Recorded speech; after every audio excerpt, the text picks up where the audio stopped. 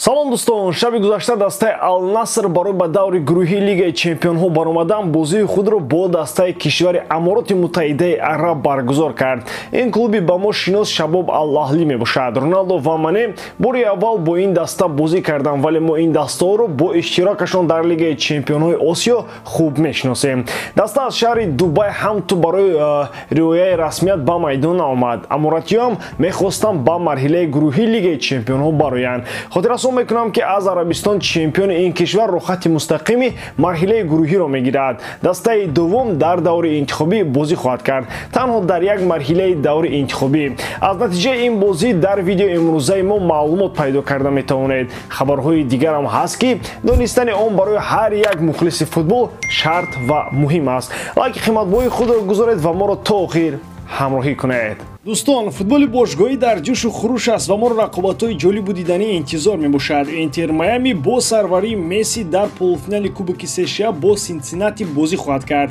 Динамо Киев дар бозии аввали худ бо Бешикташ во мехӯрад, а Роналдо бо Ал-Наср баъди ду пайҳам мағлубият кӯшиш менамоянд ки дар роҳи ғолибият баргарданд. Чӣ гуна сюрпризҳо моро дастҳо тайёр карданд. Тамошои ин рақобатҳоро бо сарпарасти видеои мо ширкати Якикс бозам ҷолибтар гардонед. Дар он ҷо регистратсияи осон пур кардани маблағ аз тамоми гӯшаву канори дунё, вале аз ҳам муҳим бонус то ҳаҷми $100 дар аввалин пардохт бо промокоди AMG 0777 ссилкаи бозӣ дар комментарияи ин видео. бозии Шабоб Ал-Аҳлӣ ва Ал-Наср бо ҳамлаҳои тарафайн оғоз шуд. Аз аввали дидор дастаи Шабоб ба ин рақобат гӯё беҳтар омода буд. Онҳо ҳам суръати баланд доштанд, ҳам ҳуҷумҳои хавфноктар ва ҳам ҳаракати бештар. Аммо аввалин шуда Ал-Наср гол зад. Талиска дар дақиқаи 11 ҳисобро кушод. Футболбози Шабоб Ал-Аҳлӣ Ал-Ҳасанӣ аллакай дар дақиқаи 16 ҳисобро баробар намуд. Пас аз ин дубайиё ҳуҷумҳои худро боз ҳам бештар карданд. Ал-Наср ҳам чанд кӯшиши голзанӣ кард, аммо муваффақ нашуд. хати дифои Ал-Аҳлӣ бозӣ устувор нишон медод. қисми аввал бо бартарии Ал-Аҳлӣ дар ҳамлаҳо, вале баробар дар ҳисоб тамом шуд. Ал-Ҳасанӣ дар оғози нимаи дуввум голи дуюми худро ба ҳадаф расонда ҳисобро ба нафи дубайиё афзун намуд. Ал-Наср пас аз он ки дар бозӣ бо Ал-Ҳилол Лигаи Чемпионҳои Мамолики Арабро гирифт, дар чемпионати Арабистони Саудӣ дар ду бозӣ мағлуб шуд. Агар дар ин бозиам Роналдо бо ҳамдастагонаш ба нокомӣ дучор мегардид, ин бохти сеюми паюпай мешуд. гап на танҳо сари бохт мерафт. Масъалаи асосӣ он мешуд ки Ал-Наср ба Лигаи Чемпионҳои Осиё роҳ намеёфт. Криш бе Лигаи Қаҳрамонҳо мемонд. танҳо дар охири бозӣ Роналдо ва ҳамдастаҳояш ба худ омада дар 10 дақиқа рақобатро 180 дараҷа тоб доданд. Сараввал Султан Ал-Ғанам ҳисобро дар дақиқаи 88 баробар кард. Пас он бошад дар дақиқаи 95 Талиска Ал-Насрро ба пеш баровард. нуқтаи ниҳоиро Марсело Брозович дар дақиқаи 97 гузошта Ал-Наср бо ҳисоби 4-2 пирӯз шуд. ин даста рухати марҳилаи гурӯҳии Лигаи Чемпионҳоро аз худ кард. Роналдо дар ин рақобат ассистро ба номаш сабт кард. чанд ҳаракати ноҷо намуд ва бо сармураббию довари бозӣ аз хитой баҳс кард. барои ин рафтораш ӯро метавонанд ҷазо диҳанд, аммо ин мавзӯъро мо барои видеои дигар мегузорем. маросими қуръакашӣ бошад рӯзи 24 август, яъне пагоҳ баргузор мешавад, ки дар натиҷаи он рақибони Ал-Наср ва дигар дастаҳо аз ҷумла Истиқлолу Тоҷикистон маълум мешаванд. Ал-Насри Роналдо боз як футболбози дигар аз мунтахаби Португалия ва умуман аз ҳамин кишвар харид. ин нимувзятгари дастаи Порто Оттавио мебошад. акнун собиқ бозингари Порто аст, чунки трансфери ӯ аллакай расман тасдиқ шуд. Роналдо ҳам дар ин гузариш нақш достааст. ӯ бо Оттавио суҳбат карда ӯро ба Ал-Наср даъват намуд. худи Роналдо инро инкор карда чунин гуфтааст: ман дар ин бора ягон чиз намедонам, ман агент нестам, ба масъалаи трансферҳо нафарони дигар машғул ҳастанд. Ал-Наср барои ин харидорӣ ба Порто 60 миллион евро дод. аҷиби кор ин аст ки барои Порто ин фурӯши рекордӣ мебошад.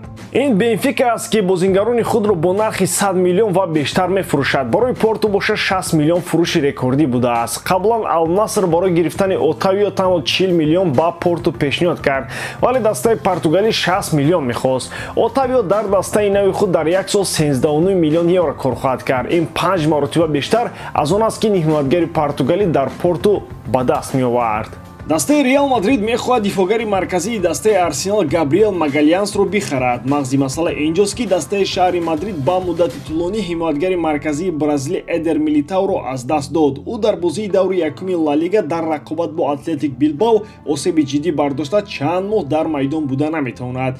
ҳарчанд Карло Анчелоти дар маркази хатти дифоъ интихоби зиёди футболбозонам дошта бошад, вале ӯ дар бозори трансферӣ футболбозони навро ҳам ҷустуҷӯ дорад. бозингари бразилӣ Габриэл Магалянс интихоби ӯст.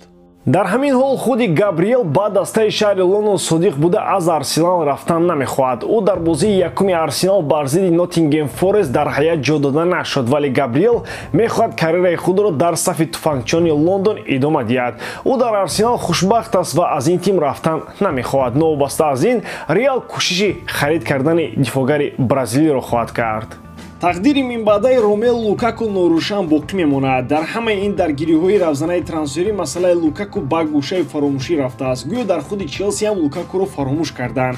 дастаи шаҳри Лондон бо харидҳои нав чунон банд буд ки Лукакуро аз ёдҳо бароварданд. айни замон ҳамлагари белгиягӣ бо дастаи ҷавонони Челси машқу тамрин карда истодааст. ӯ ҳатто як маротиба ҳам бо сармураббии дастаи Челси Маурисио Почеттино суҳбат накардааст.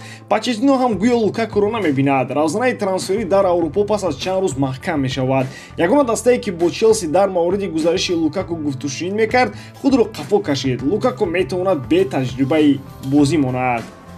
агар Почеттино мехост, метавонист ин бозингарро истифода барад, аммо чунон менамояд ки ӯ ба мутахассиси аргентинӣ дар Челси лозим нест. тибқи хабарҳо аз Италия на Интер ва на Ювентус балки як дастаи дигар кӯшиш кард то Ромеоро ба аренда гирад. ин дастаи пойтахти Италия Рома мебошад, аммо Челси ба римиҳо ҷавоби рад дод. лондониҳо ният карданд ки Лукакуро фурӯшанд, онҳо ба аренда розӣ нестанд, яъне Челси мехоҳад якбора аз Лукаку халос шуда дигар ҳар тобистон ба мавзӯи ӯ бар нагарданд.